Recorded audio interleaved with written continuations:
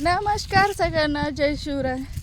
तर आज लवकरच व्हिडिओला सुरुवात केली, कारण असं झालं की आहो गेले पंढरपूरला आणि मग ते गेले. त्यामुळे मग त्यांचं जे सकाळचं जे रुटीन असतं, जे काम असतं त्यांचं सगळं, गाईला चारा, गोऱ्याला चारा आणणं किंवा बाकीचे सगळे कामं सगळे माझ्यावरती आले आता.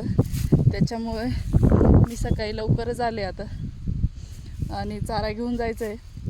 तर घास जो आहे तो आपला आता बऱ्या प्रमाणात खराबच झाल्यात.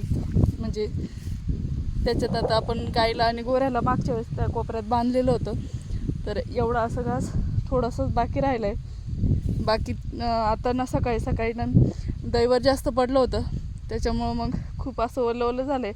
नाहीतर त्याला मी डायरेक्ट गाईला आणि गोऱ्याला बांधूनच दिलं असतं, पण दैवर पडल्यामुळं ओलं झालं आहे, पाय जातील.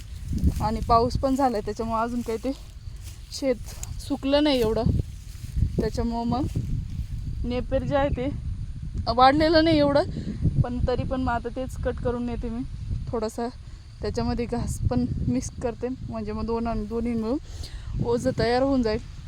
आणि आज आपलं सोयाबीन काढायला पण माणसं येणारच आहे. तर सोयाबीनीचं इतकं टेन्शन आलं होतं की काय होईल. पण बरं झालं, कालपासून पाऊस उघडलेला आहे. तर आज बघू, माणसं येणार होते तर आले तर ठीकच होईल. तर त्याचंच खूप असं एकदम असं झालं होतं, सोयाबीन हाताशी आलेलं घास म्हटलं जायचा, पण बरं झालं आज पाऊस उघडला. म्हणजे कालपासूनच उघडेल पाऊस. तर चला, मी पहिले आता गवत वगैरे कट करून घेते. तर आता इकडं एकटी यायला काही प्रॉब्लेम राहिला नाही. आपलं मका जी आहे ती समोरची ती कट झाली आहे, त्याच्यामुळं मग इथून घर वगैरे पण दिसतं मोकळं सगळीकडं.